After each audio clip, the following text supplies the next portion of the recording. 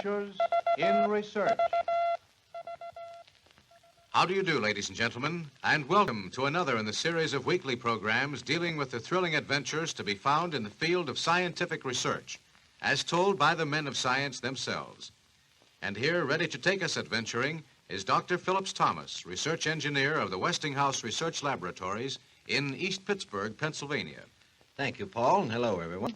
Well, Dr. Thomas, this is the day you promised to tell us more about the story of eyes and ears for the millions. The story of telegraph, telephone, radio, and television. That's right, Mr. Shannon.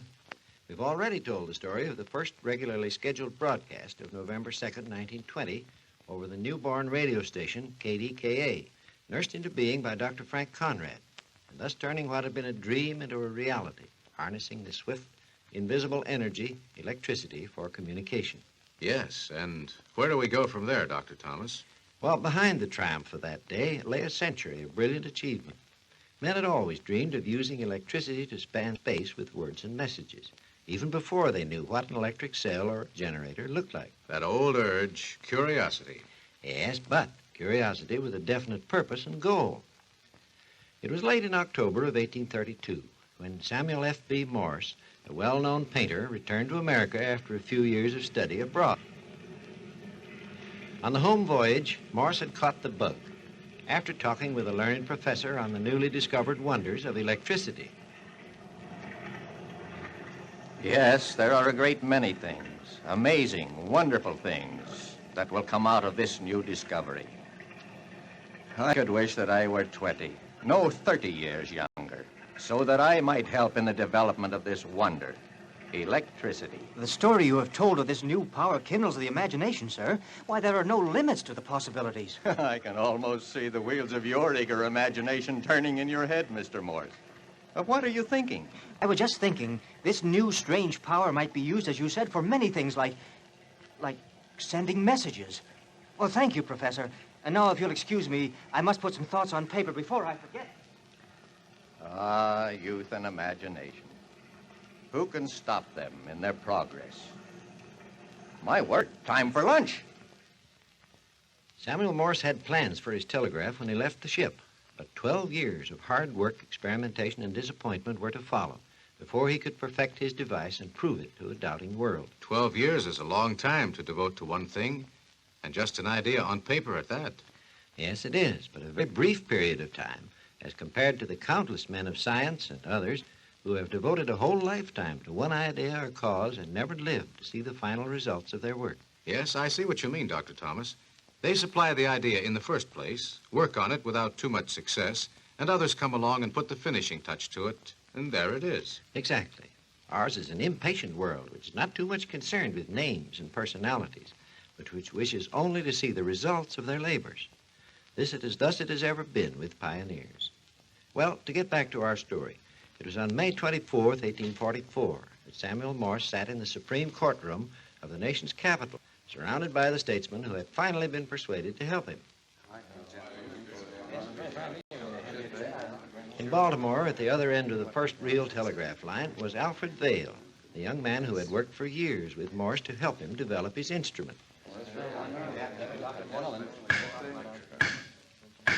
The chair recognizes Samuel Morse. Well, gentlemen, there's little I wish to say at this time. I propose to let this instrument I have brought with me speak for me. My assistant, Alfred Vail, is at this moment seated before another instrument, similar to the one I have here in Baltimore, Maryland. I shall send him a message by telegraph, which he will repeat as soon as he receives it. Now, gentlemen, I ask that there be absolute silence during this experiment, please. Thank you.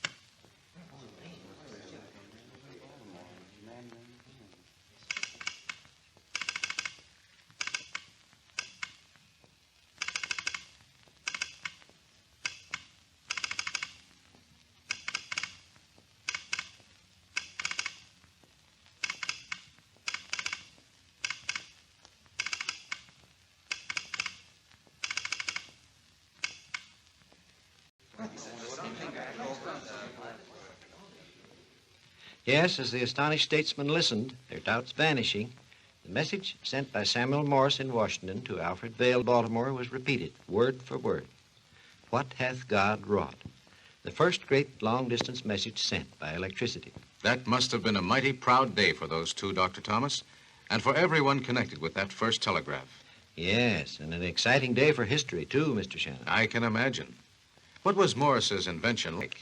It was based on a principle almost every schoolboy knows today, the principle of electromagnetism. Mm-hmm.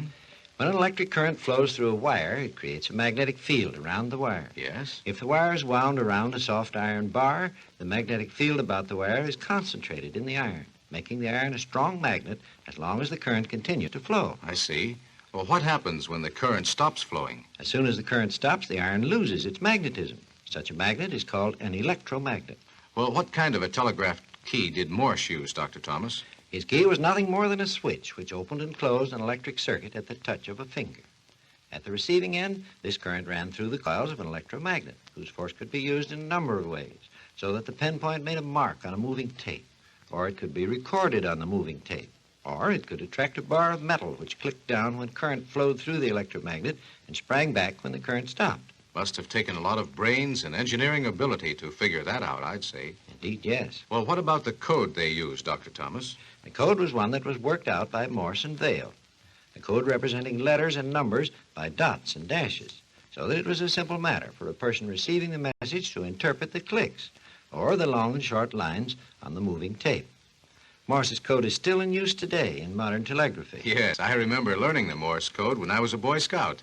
At home, my brother and I used to practice tapping out messages to each other on the tables, the chairs, and anything else that would make a noise, especially at meal times.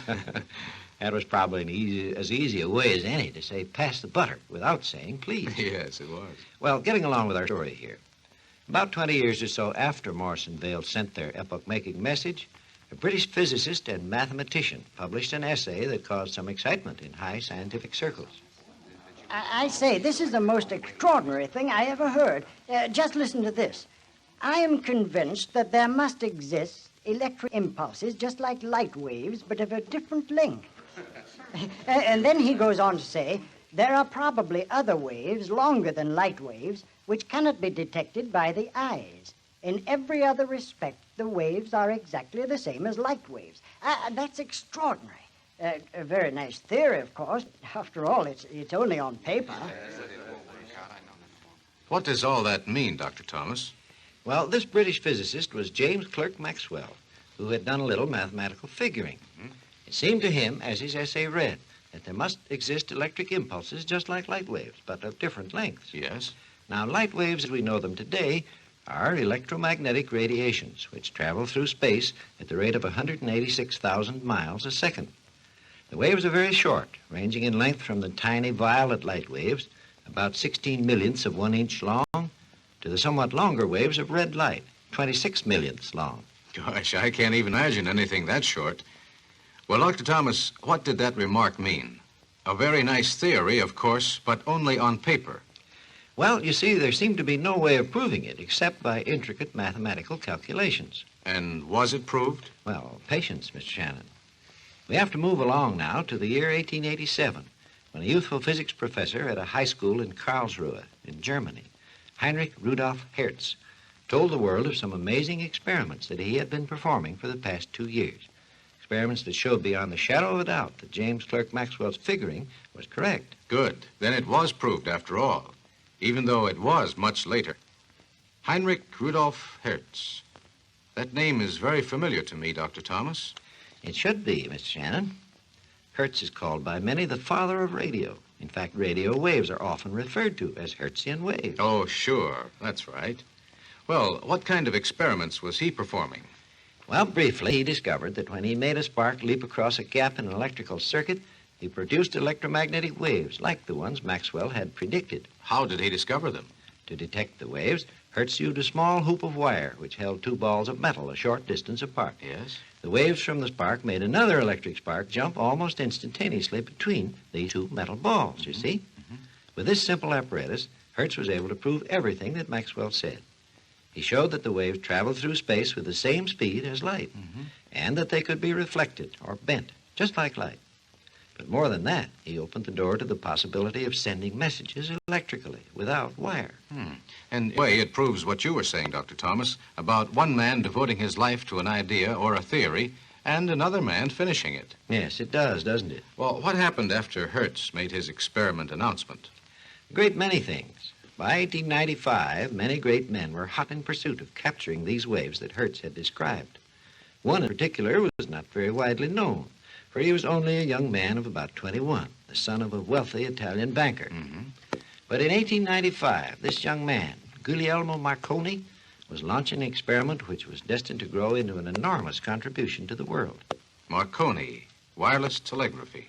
Yes, the two are synonymous today. But back in 1895, they were not so well known, Mr. Shannon.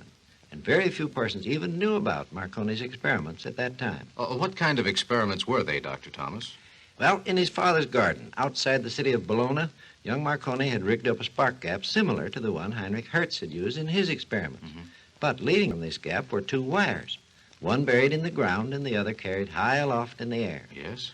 Marconi was experimenting with antennas and proving to himself that with the proper antenna, a message could be sent over long distances.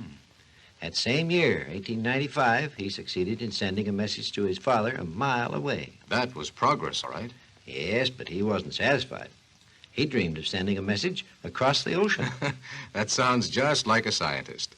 To get something to the point where it will work, then tear it down, and build it up again so it works even better than it was at first hoped for. Never satisfied. Isn't it, though? Just the same, that's what makes for progress, Mr. Shannon, particularly in this electrical age of ours. A device has to be as near perfect as is humanly possible before it can be marketed. Yes, I get your point, Dr. Thomas. Well, what happened next to Marconi and his experiments? From his father's garden in Italy, Marconi moved to England for further experimentation. Bit by bit, he lengthened the stride of his messages, until finally in December of 1901, he was ready for the great test. You mean the sending of a message across the ocean, as he'd dreamed? That's right. In Poldhu, England, Marconi had set up a powerful sending station with receiving equipment in an old watchtower overlooking the harbor of St. John's, Newfoundland. On December 12th, all was in readiness to forge another vital link in the chain of communication. And an exciting link it was, too, I imagine, Dr. Thomas. Gosh, I've been so interested in your story that I hadn't noticed how the time was flying. Can we tell the story of that experiment next week? We certainly can, Mr. Shannon. You'll find it a most interesting one, I promise you. All right, and thank you, Dr. Thomas. That's a date for next week, then.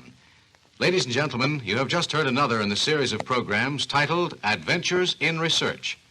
Your guide along these adventurous highways and byways of science, telling the story of our various communications and their history under the title Eyes and Ears for the Millions, was Dr. Phillips Thomas, research engineer of the Westinghouse Research Laboratories in East Pittsburgh, Pennsylvania. The story of how our modern communications systems came into being is told in both words and pictures in the free booklet issued by the Westinghouse Research Laboratories under the title Eyes and Ears for the Millions. You may obtain a free copy by writing to the station to which you are now listening. And be sure to join us again next week when Dr. Thomas will tell the story of Marconi's great experiment with wireless telegraphy on Adventures in Research.